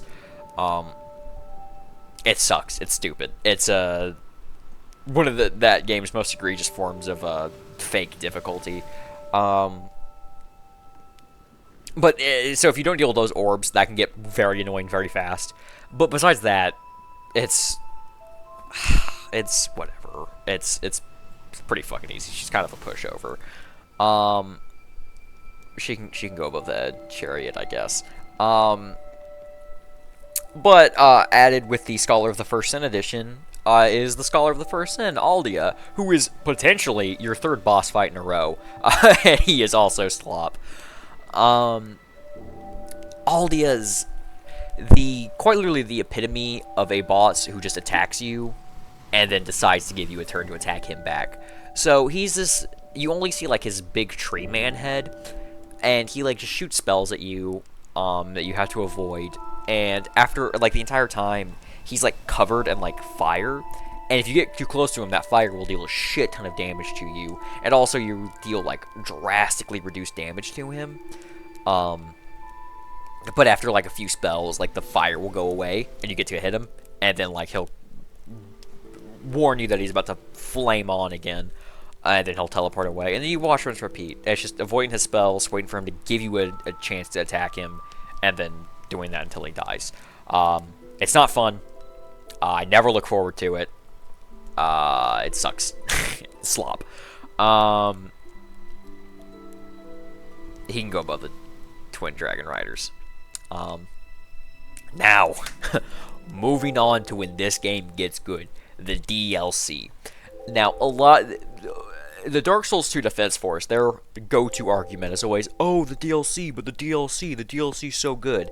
That's not saying anything. All the fucking Souls DLCs are amazing. Artorias of the Abyss, phenomenal. Saved Dark Souls 1's reputation as far as bosses are concerned. The fucking Ashes of Ariandel, amazing. Ring City, still probably the single best thing FromSoft has ever made. Fucking The Old Hunters, which I still need to play, but, you know, everyone talks about how it's the fucking best thing ever. And then Shadow of the Erd Tree, a DLC so big and good that it got fucking nominated for Game of the Year. So yeah, the Dark Souls 3 DLCs, hey, guess what? The Dark Souls 2 DLCs, yeah, they're good, but so are all the DLCs. But I'm getting distracted. First up, we got Elena, the Squalid Queen, who's S tier. An argument could be made that she's probably the best fight in the game. I know some people have made that argument. I'm not one of them. I don't think she's that good, but she's very fucking good. So Alana, she's like a sorcerer build. She's like a sorceress archetype fight. She's trying to shoot her spells at you, yada yada yada. And normally in a vacuum, who cares? That's not a big deal. Usually these spells are very well telegraphed, easy to avoid, and you know, it turns out that if you run up to a small squishy little mage and you punch them, they can't handle that very well. What makes Alana very interesting and a very fun fight is the fact that she has summons that, you know, she'll like create ads that you have to deal with. So, you know, she's putting a wall between you and her, and then it becomes very challenging. I was like, oh, I gotta deal with these ads while this mage is in the back ranks firing these big ass spells at me. But she doesn't, and she can summon one of 3 ads. The second and third option are pretty rare. Usually you'll get the first option, which is what makes this fight so sick. She can summon a copy of fucking Velstadt. She just straight up summons Velstadt, and it's like, there's like no shenanigans going on. Like, it's just legit Velstadt, except he can't buff. Which, holy shit. What a way to make a name for yourself. And so, you know, it goes from this very easily manageable, sorceress fight to, oh fuck, it's Velstadt and this fucking, you know, witch, which is, oh, it's so much fun. It's tough, you know, it'll whoop your ass. I know it still does whoop my ass, God, yeah, no, it's so sick, it's so awesome. The other 2 summons, you're always hoping that you'll get the other 2 summons because it makes the fight so much easier. She can summon like a few skeletons. Oh, okay, big whoop. So what? But the rarest of the 3, and my personal favorite, she can summon 3 pigs. Like this, they're the same pigs that you can find in like Majula. And it's amazing. It's incredible. It's basically like not getting any summons at all. But it's, hey man, I jump for joy anytime I see this little fucking pig show up on my screen. It's awesome. It's very rare. They very rarely show up, but when they do show up, it's pretty cool. But also, if she summons Velstadt, even if you rush down Velstadt, like if you just take him out of the picture, you ain't out of the woods yet, bucko, because if you kill her ads, she summons them again. So, you know, if you don't know any better, you just fucking fight. You just kill Velstadt 3 times in a row, and she's not going anywhere. Or, you know, if you're really fucking lucky, she'll summon the 3 pigs, you'll accidentally kill them, and she summons 3 more pigs. But yeah, Alana, amazing fight. Oh my god. Up next we got Sin. So I think I might have mentioned this in the prior video when I talked about Calamite, but every DLC, barring Bloodborne, but all the the Souls, Elden Souls, all the DLCs have a cool, sick, badass dragon fight. Dark Souls 1 has Calamite. Dark Souls 3 has Midir. Shadow of the Erdtree has Bale. Dark Souls 2 has Sin. Sin's the worst one. He is, without a doubt, the worst of the four. And it's not close. However, Sin isn't a terrible fight, but he's definitely the worst of his archetype. I'll put him in A tier because he's still a badass dragon fight, but he is pushing his fucking luck. So Sin has the fact that he's a cool badass dragon fight going for him, and that's always fun. That's always cool. But Sin has a lot going against him. First and foremost, first of all, this man, he has a bad case of full body hitbox. Anytime he does basically any attack, his entire body is a hitbox, which, you know, is kind of bullshit if he's swinging his front claw at you, and you get hit because you're standing in his tail. That's not cool. I don't like that. Kind of dampers the mood. And I will say this man has 5 Gorillion attacks. Probably the only boss, at this point in the series, the only boss who's had as many attacks as him was probably Manus. And Manus had a fuck ton. Manus has 1,000,000 attacks. But Sin's right up there with him. Sin has a ridiculous amount of attacks he can do. But he's got a bad case of the lingering full body hitbox. Another thing, he kind of has the same problem that Guardian Dragon has, where he has a lot of attacks where he'll go up into the sky and he'll either swoop down at you or he'll shoot fire. And he can kind of chain those attacks into each other over and over again, and Sin can kind of just say, You don't get to play the game anymore, actually. Teehee. Eto bleh. You know, fuck, man, it sucks. And that happened to me a lot the first time I ever went through that, the Sunken King DLC. God, Sin did not let me fight him. God, it was frustrating. But, you know, when he does lands, you know, like I said, lingering body hitboxes, and on top of that, Dark Souls 2, all the Dark Souls games have weapon durability as a mechanic. It almost never shows up in 1 or 3 unless you're specifically using a weapon with very low durability, but it shows up constantly in Dark Souls 2. Especially Scholar of the First Sin, which, fun fact, it's significantly worse in Scholar of the First Sin than the base game, because Scholar of the First Sin boosted the game up to 60 FPS. Base Dark Souls 2 ran at 30 FPS. Scholar of the First Sin runs at 60.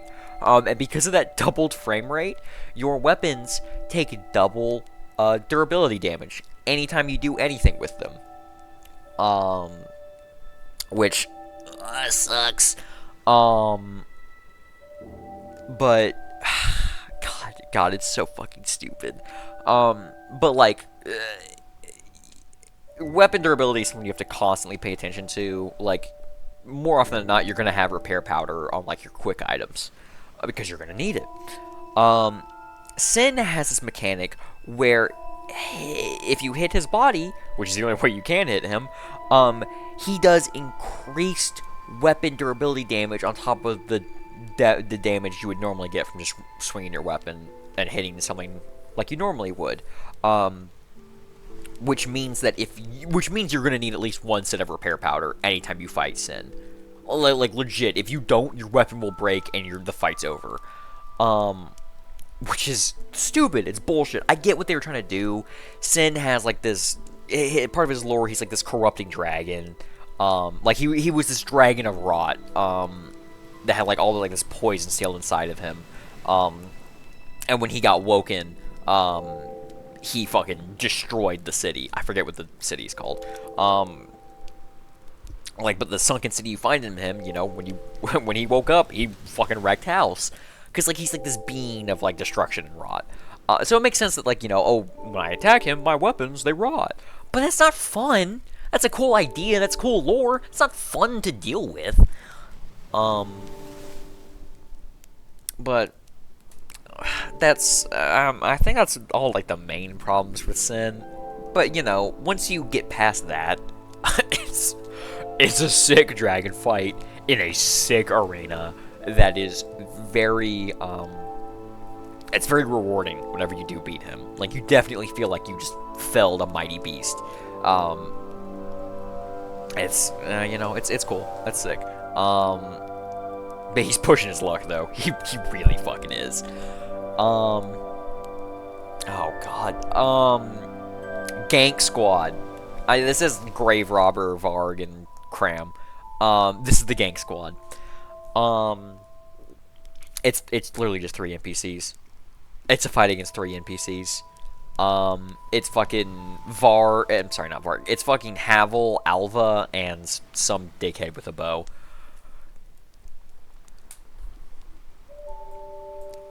It's dog shit, man. That's not a boss fight. That's a 3v1 gank fight. That's not a boss. That's 3 NPCs. God, it's so fucking stupid. I hate that shit. I hate that shit. What the fuck were you thinking, B-Team? Another dog shit. This one's not gonna be dog shit. It's gonna go in slop. It's Smelter Demon. Again. It's just Smelter Demon. It's Smelter Demon, but he's blue and he has the stats fitting for a post-game DLC boss and not like an early mid-game boss. It's still Smelter Demon, so he goes at the top of Slop. Top of Slop, who's with me?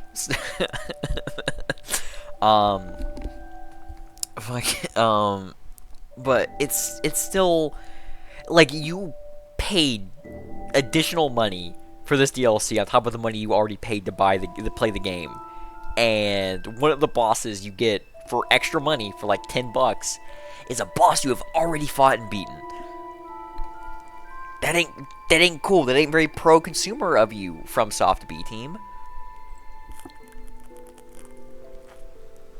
But if they had to pick a boss to just give a palette swap to, Smelter Demon's a pretty good option.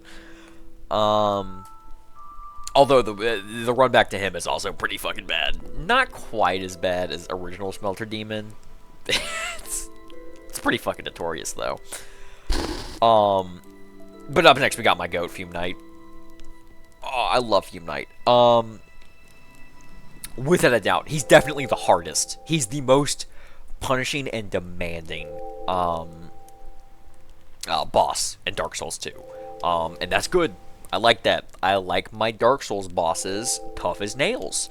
I want them to kick my ass, so that way when I beat them, I feel like I'm the cream of the crop, baby. Oh yeah, cream of the crop. But Fume Knight is so fucking sick. I don't know if I mentioned it. No, I mentioned this when I recorded this shit the first time. But much like Mytha, Fume Knight has a mechanic where he will be healed throughout his fight. The gimmick throughout all the areas for the second DLC are you get these smelter wedges, and you find like these corpses of, I don't remember the daughter of Manus' name, but like the queen that Fume Knight pledged himself to. You can find like ashy corporeal ghosts of her. And like usually they'll do stuff like they'll like cause explosions or they'll buff nearby enemies or yada yada yada. But you can use these smelter wedges and you can get rid of them and you don't have to worry about it anymore. And there are 6 of them lining Fume Knight's arena. And if he is standing near the edges, like towards like their like healing or radius, they heal the fuck out of him. It's not like small, slow, passive healing like the poison with Mytha's arena. It's it's a lot. It's like it's not impossible to beat him while he's being healed, but it's gonna feel like it. I personally have never done it. I never will. What were you fucking crazy? But, you know, it's one of those things. It's honestly one of those things where, like, it makes... You go to fight him, you deal with that. If you don't have enough smelter wedges, you're like, oh, fuck, I need to go exploring. I need to I need to find some more. Which I think's nice. I like the idea of going to a boss, like in these games especially, going to a boss, getting your ass whooped, realizing, I need to come back later, and then getting, you know, hashtag level up, and then coming back to fight him. That's why I like so much about Elden Ring. Or at least it was one of the many things I loved about Elden Ring. Elden Ring boss fight ranking coming never. There's fucking 28 million of them.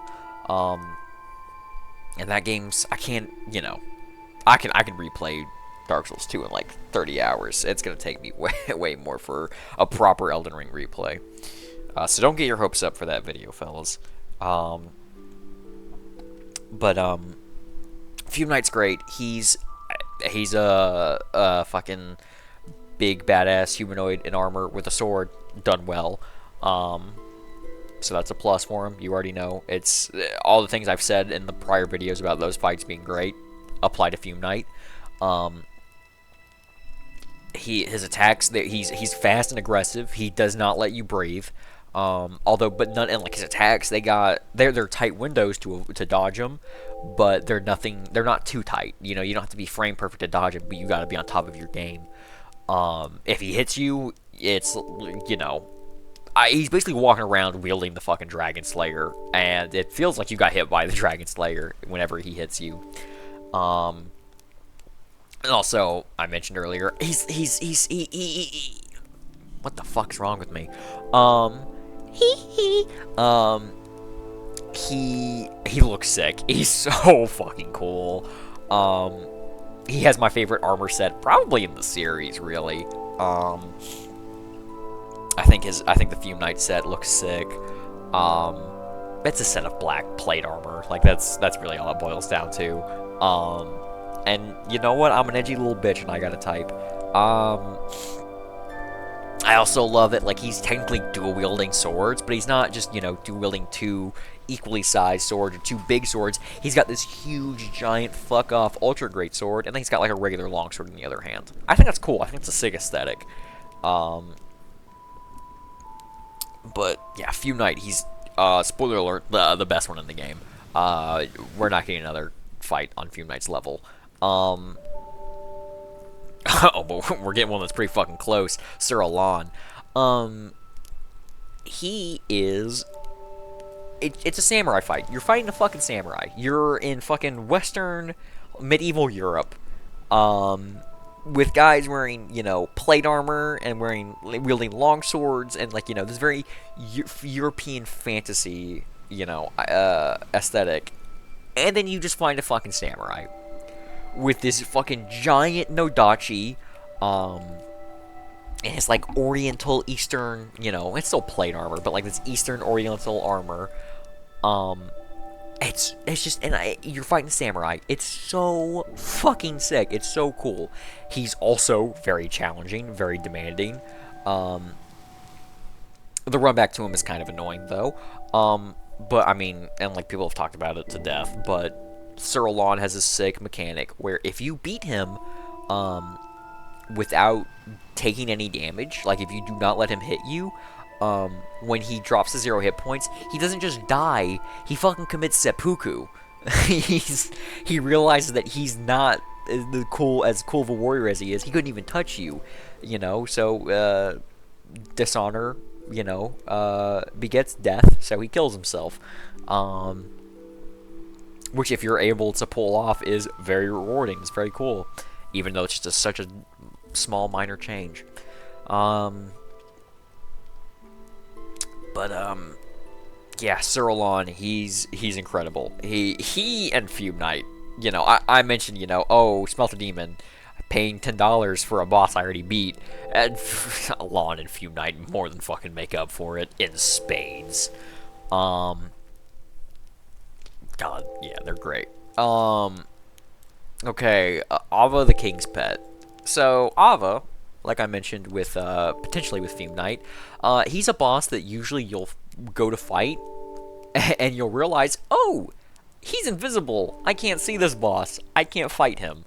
Um, get your ass whooped because you can't see him, and then you'll go on and you'll explore the immediate area that's available to you. Eventually you'll find the fucking, the Queen's Eyes, or whatever the item's called. You go back to the arena, and you can beat, you can see Ava, and then it's a pretty, standard fight. He's a giant tiger. He's a giant tiger who can shoot a few ice spells at you. Hits like a truck, though. But he's, honestly not that engaging. Not a lot to say about him. His moveset's very limited because of the fact that he's the tiger. There's only so many things he can do besides, swing his claws at you and try and bite you. Like I said, he does have his, like, ice spells, but they're pretty far and few between. Really, the interesting thing about Ava is just the mechanic of finding out he's invisible and then needing to find the eyes to see him. Technically, he's not intangible before you get the eyes. He's just invisible. You can still fight him. Which, unfortunately, you don't get any special dialogue or anything like that if you beat Ava without the eyes. Because they didn't expect you to do that. Because why the fuck would you do that?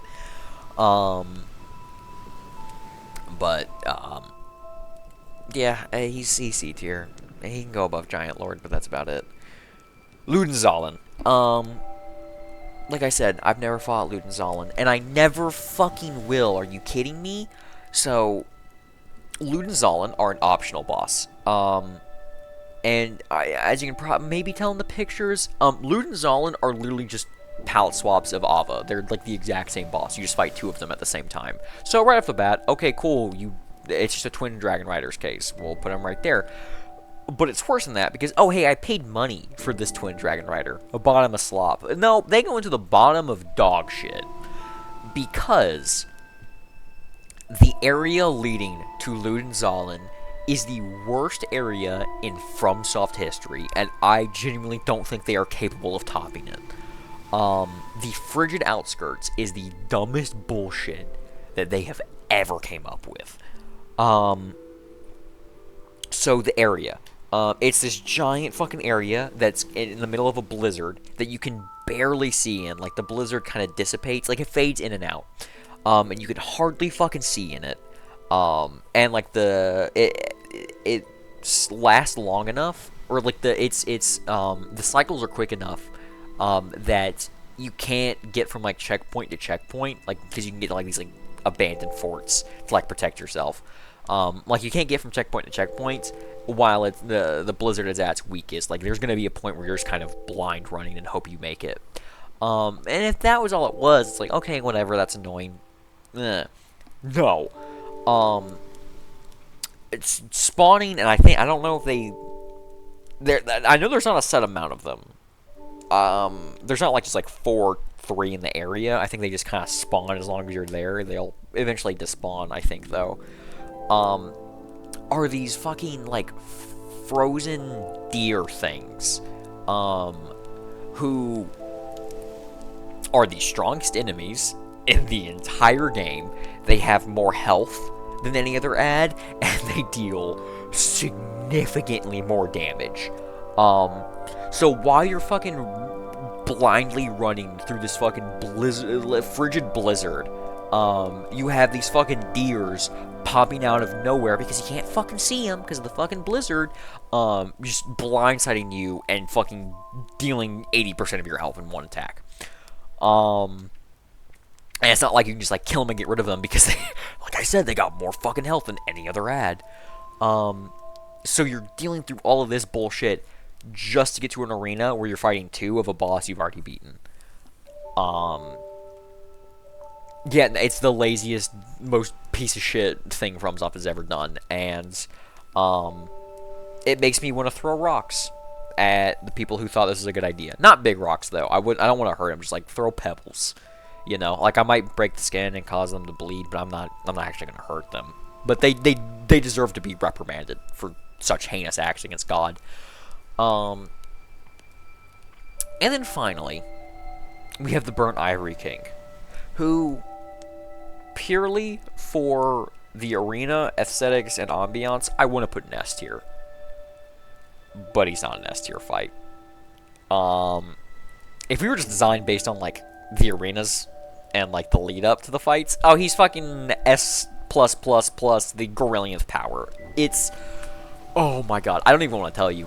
If you do not know what the fight leading up to the Burnt, if you don't know what the arena leading up to the Burnt Ivory King looks like, I am not going to tell you.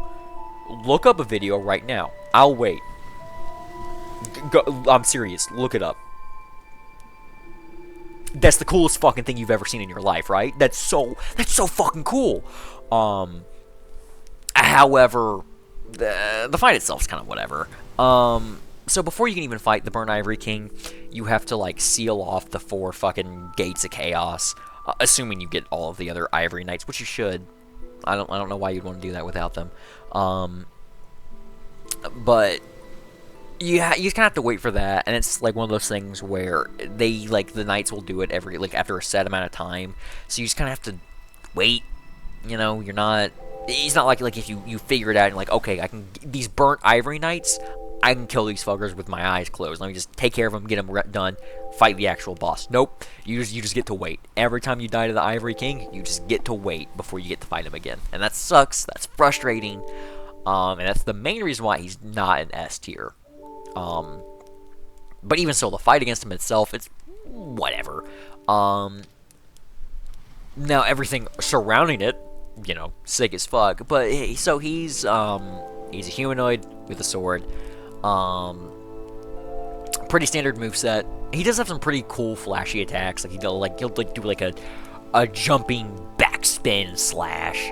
So things that sometimes kind of borderline on pretty fucking anime-esque. But nothing too ridiculous.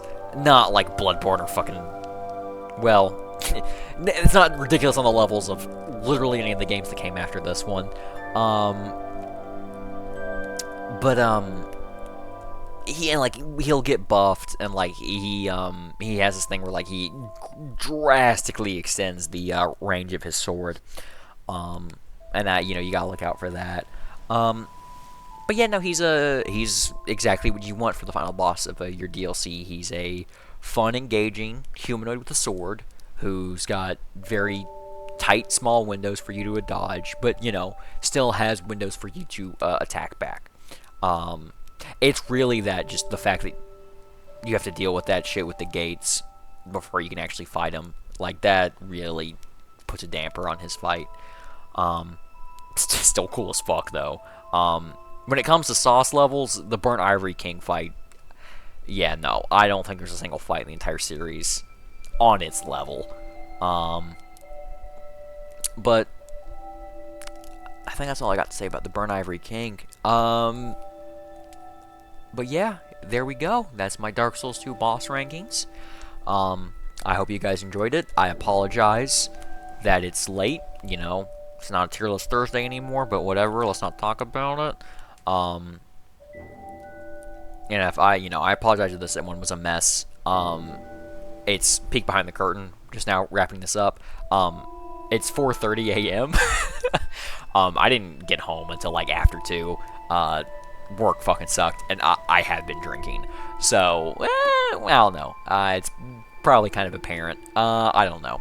Anyways, you guys take care. I'll see you, not next week, but the week after that. Bye-bye.